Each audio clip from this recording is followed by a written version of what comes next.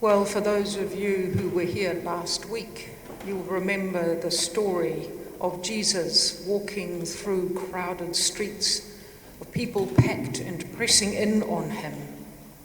We heard the story of Jairus, father of a desperately sick daughter, and of a hemorrhaging woman.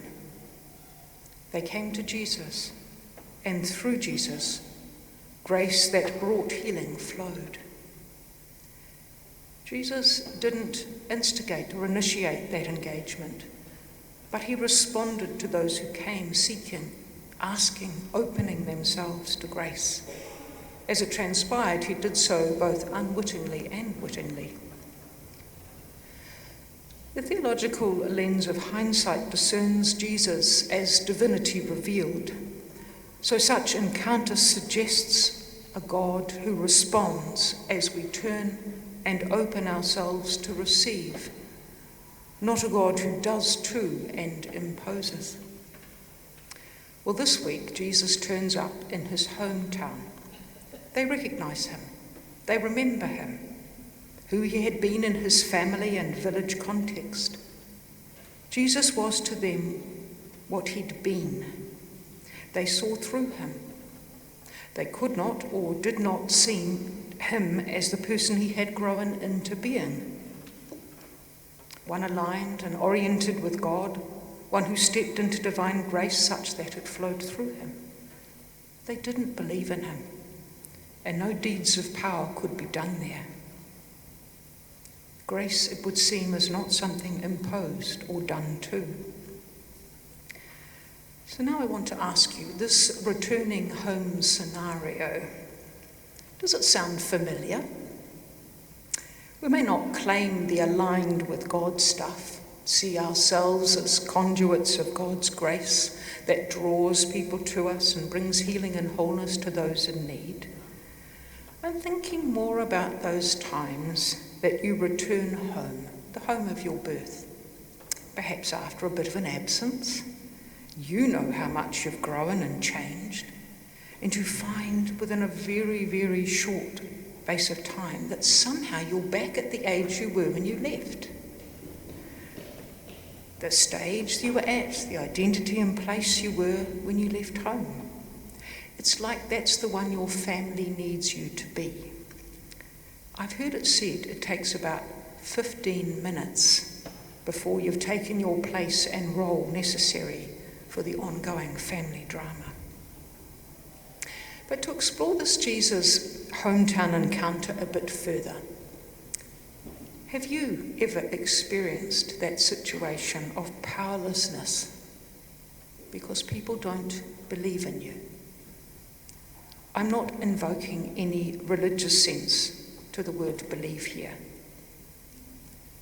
I'm talking about being utterly discounted because you don't fit the image or the expectation of people in a particular context. You know that you might have the requisite knowledge, the insight and capability to contribute, possibly even take the lead. Because the people in the situation don't believe in you, there's nothing you can do. Well, unfortunately, as a woman, not that I feel unfortunate being a woman, just to clarify, I'm actually familiar with being confronted by men who refuse to see me because I'm female, who refuse to acknowledge me for who I am. I'm nothing more than a trigger for their misogyny that informs them what being female means. They see through me as if I'm not there. And I'm privileged because I'm white and I'm heterosexual. My experience, I have no doubt, pales in comparison to the experience of the many in our community whose ethnicity, economic status, mental or physical health, residency status, neurological or gender diversity, or age, to presume to mention a few, makes them unseen and unheard and disbelieved, to have no place or power. When I experience such prejudice over time, I have come to see quite clearly there is nothing I can do in that moment. Because what I am meeting is a mindset in its ways and entrenched. What I don't need to do is to let that mindset tell me who I am or have power over me. I am not powerless unless I decide to concede and to agree and to validate that way of thinking and being. This sense of feeling powerless, I'm guessing it resonates with many of you at the moment as we consider our world. The US presidential election, the current political direction of this country, carbon industry magnates, warmongers on too many stages, the poor getting poorer, the rich getting richer, divisions between difference, increasingly hostile and entrenched. Yeah, there are a few things to feel powerless before. But can someone actually make us powerless and take our power? As we look around the world, we may well think so. It seems that those with most resources can impose their preference and prejudice on others with temerity.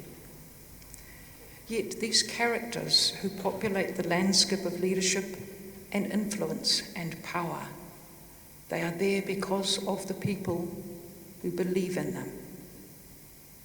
Or more truthfully, because of those who believe they are the best people best positioned to give them what they want, create a scenario that best suits their needs. But does that make us powerless? Let's turn to the gospel. Jesus can do no deeds of power in that place because they do not believe in him. Then what happens? At least, what is it that Mark wants us to hear by bringing together these two stories we hear today? Jesus does not retreat in despair.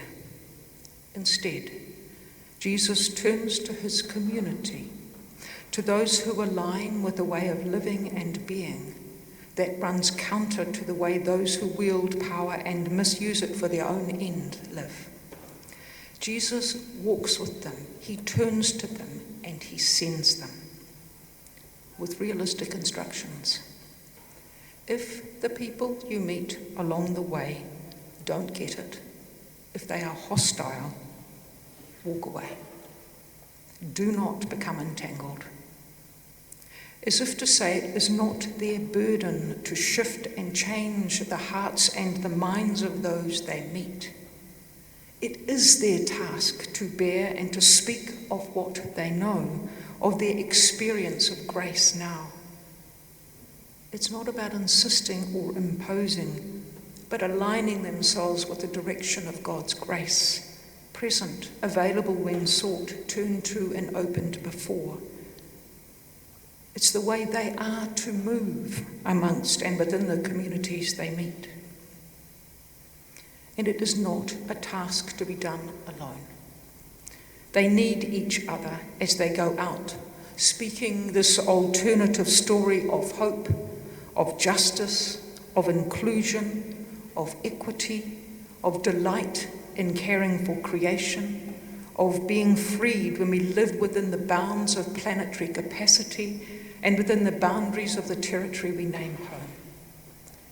And it is a story that therefore calls out overstretching avarice and ego for what it is and refuses to uphold and participate in such ways.